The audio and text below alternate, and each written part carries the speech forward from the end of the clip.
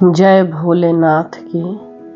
अभी आप भीमासुर का उपद्रव की कथा सुने। जो भीमाशंकर ज्योतिर्लिंग है, वही जो भीम एक राक्षस था जो सारे संसार में उपद्रव मचा रहा था, और किस तरह एक राजा के द्वारा अब भगवान खुश होंगे और भीम शंकर ज्योतिर्लिंग बने। उनकी कथा अब सुना रहे हैं। भीम शंकर ज्योतिर्लिंग के महात्मा का वर्णन कोटि रुद्र संहिता 21वां अध्याय। अब आप सुनिए। जय भोलेनाथ। सूत जी बोले, उसके बाद शिव जी भी अपने गणों को साथ लेकर राजा के कल्याण की कामना से आदर पूर्वक वहां गए और उसकी रक्षा के लिए गुप्त रूप से स्थित हो गए।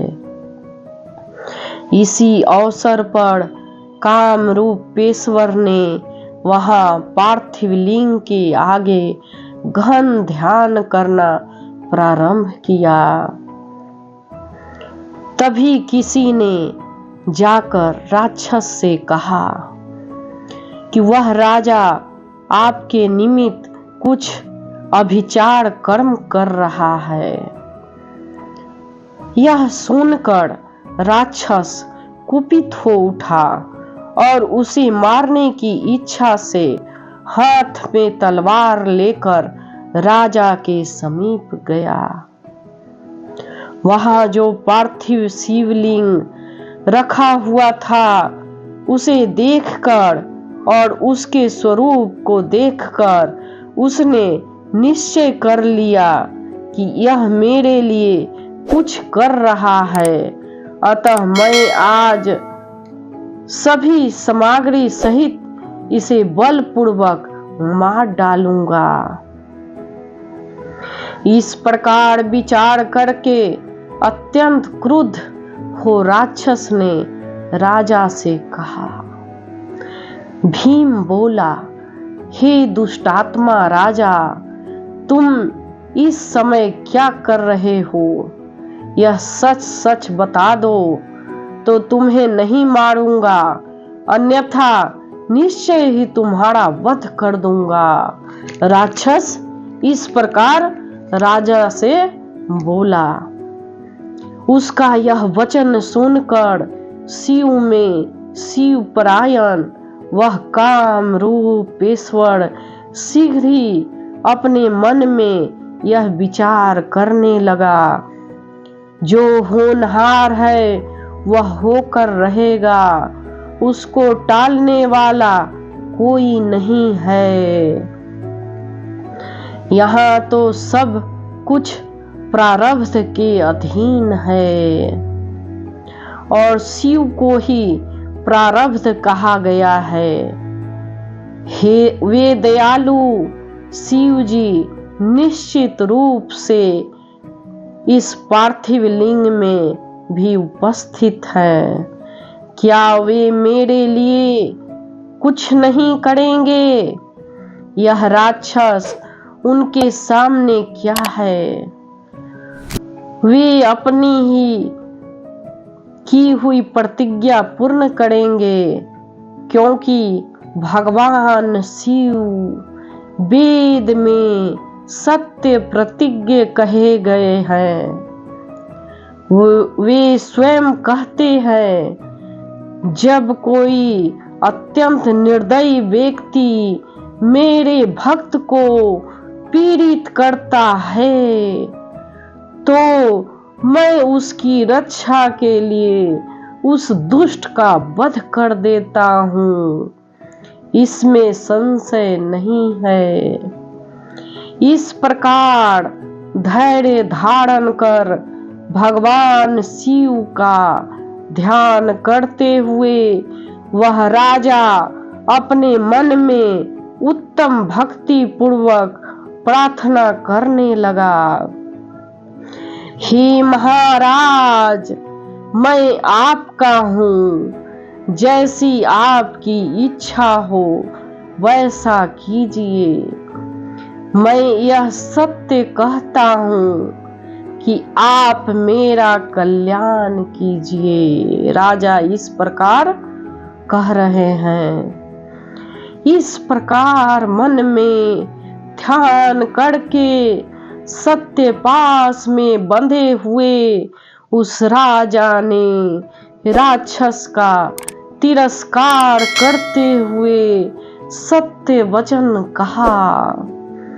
राजा बोला, हे राक्षस, मैं अपने भक्तों की रक्षा करने वाले समस्त चराचर के स्वामी तथा निर्विकार भगवान शिव का भजन कर रहा हूँ।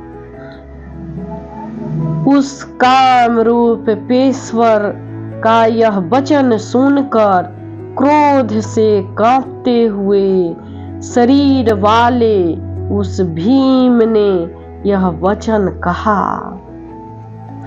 भीम बोला, मैं तुम्हारे शंकर को जानता हूँ, वह मेरा क्या कर लेगा, जिसे मेरे पिता के भाई रावण ने दास के भांति स्थापित किया था। राक्षस इस प्रकार कहने लगा, तुम उसी के बल का सहारा लेकर मुझे जीतना चाहते हो, तो अब तुम सब कुछ जीत चुके, इसमें संदेह नहीं करना चाहिए। जब तक तुम्हारा पालन करने वाला वह शिव मेरे सामने आकर दिखाई नहीं पड़ता, तब तक तुम उसे स्वामी मानकर उसकी सेवा करते रहो, अन्यथा कभी नहीं कर सकोगे। हे राजन, उसे मेरे द्वारा देख लेने से सब कुछ भली भांति स्पष्ट हो जाएगा। अतः शिव जी के इस रूप को दूर कर दो, अन्यथा तुम्हें आज अवश्य ही भय होगा, इसमें संशय नहीं। भयंकर पराक्रम वाला मैं तुम्हारे स्वामी को तीक्ष्ण चपेटा मारूंगा। सूत जी बोले। उसका यह वचन सुनकर शिव के प्रति आस्था वाले राजा कामरूप पेश्वर ने भीम से शीघ्र यह दृढ़ वचन कहा। राजा बोला, हे राक्षस, मैं नीच एवं दुष्ट जो भी हूँ, किंतु शिव जी का त्याग कभी नहीं करूँगा, और न मेरे स्वामी भी सर्वश्रेष्ठ हैं, मेरे स्वामी भी सर्वश्रेष्ठ हैं, वो मेरा त्याग कभी नहीं करेंगे। इस प्रकार उस शिव भक्त राजा की बात सुनकर उस भीम राक्षस ने हंसकर शीघ्र ही राजा से कहा। भीम बोला, मत होकर वह नित्य भीख मांगता रहता है, उसे तो अपने स्वरूप का भी ज्ञान नहीं है। भक्तों की रक्षा करने में योगियों की क्या निष्ठा होगी। ऐसा विचार कर तुम सब प्रकार से उससे दूर रहो। मैं और तुम्हारा वह स्वामी परस्पर युद्ध करेंगे।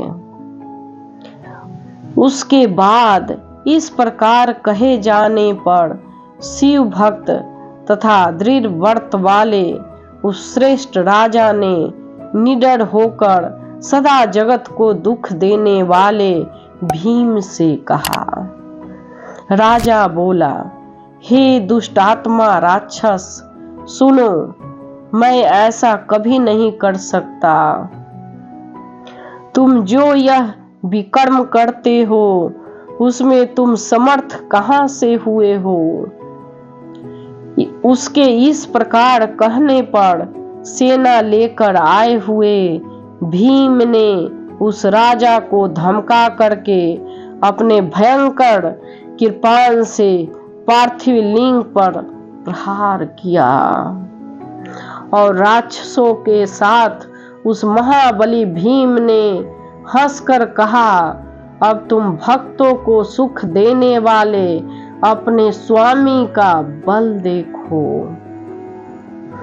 हे द्विजों, जब तक कि उस तलवार ने पार्थिव का स्पर्श भी नहीं किया, तब तक उस पार्थिव लिंग से शिव जी स्वयं प्रकट हो गए। शिव जी बोले, हे भीम, देखो मैं ईश्वर हूँ, मैं राजा की रक्षा के लिए प्रकट हुआ हूँ। मेरा पहले से ही यह व्रत है कि मैं सदा भक्तों की रक्षा करता हूँ। अतः अब तुम भक्तों को सुख देने वाले मेरे बल को शीघ्र देखो। ऐसा कहकर शिव जी ने अपने पिनाक धनुष से उसकी तलवार के 2 टुकड़े कर दिए। तब उस राक्षस ने पुनः अपना त्रिशूल फेंका। शिव जी ने उस दुष्ट के उस त्रिशूल के भी सैकड़ों टुकड़े कर दिए। हे द्विजों, तब उस दुष्ट ने शिव जी के ऊपर अपनी शक्ति से प्रहार किया। शिव जी ने शीघ्रता से अपने बाणों से उसके भी लाखों टुकड़े कर दिए। तत्पश्चात उसने शिव जी के ऊपर पटिश से प्रहार किया। तब शिव जी ने त्रिशूल से पटिश को तिल के समान खंड खंड कर दिया।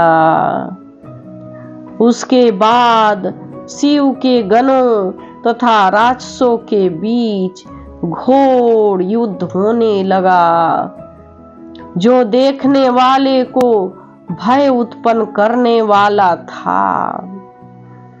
इसके बाद जो उससे सारी पृथ्वी क्षण भर में व्याकुल हो उठी और पर्वतों सहित सभी समुद्र भी क्षुब्ध हो उठे। सभी देवता तथा ऋषि अत्यंत व्याकुल हो गए और आपस में कहने लगे कि हम लोगों ने व्यर्थ ही शिव से प्रार्थना की। इसी बीच नारद जी आकर दुख को नष्ट करने वाले शिव जी से हाथ जोड़कर तथा सिर झुकाकर प्रार्थना करने लगे। नारद जी बोले, हे नाथ, हे विशंभर कारक, आप क्षमा करें। क्या तीर्णपड़ कुठार का प्रयोग करना उचित है? अतः आप शीघ्र ही इसका वध कीजिए। तब नारद के द्वारा इस प्रकार प्रार्थना किया जाने पर प्रभु शिव ने अपने हुंकार रूपी अस्त्र से समस्त राक्षसों को भस्म कर दिया। हे मुनि, इस प्रकार शिव जी के द्वारा वे सभी राक्षस क्षण मात्र से सभी देवताओं के देखते देखते दग्ध कर दिए गए। जिस प्रकार दावानल से उत्पन्न अग्नि वन को जला डालती है, वैसे ही कुपित शिव जी ने राक्षसों की सेना को क्षण भर में जला डाला।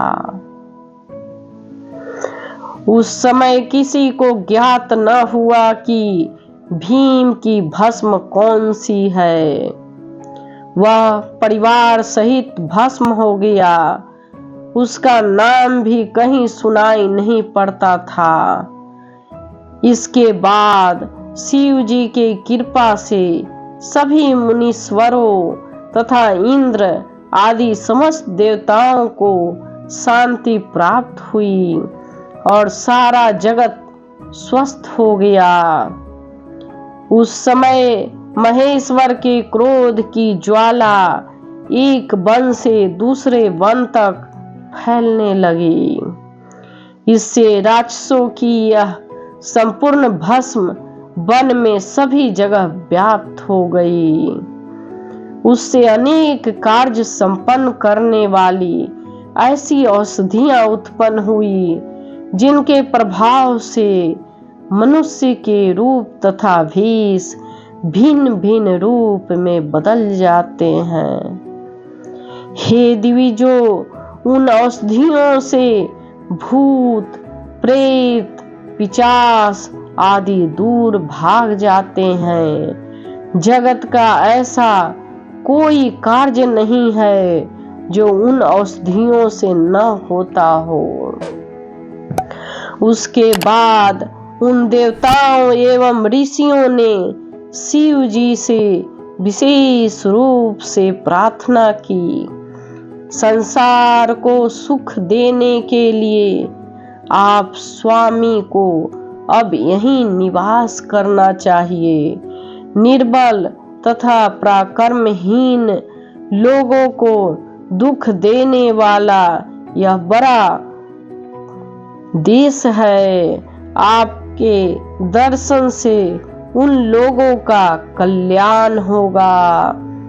आप भीम शंकर नाम से प्रसिद्ध होंगे और सब कुछ सिद्ध करेंगे। सभी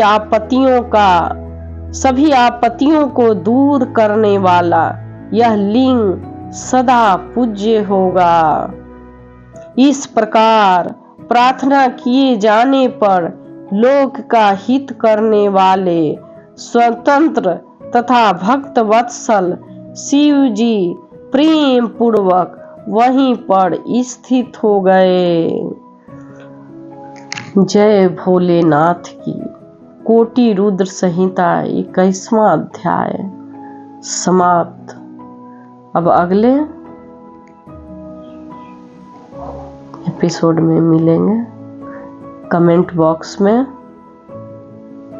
ओम नमः शिवाय लिखें और आपको शिव महापुराण कथा ज्योतिर्लिंग की कैसा लग रहा है और क्या और सुनना चाहते हैं वो भी आप लोग लिखकर बताएं। जय भोलेनाथ की। जय भोलेनाथ की।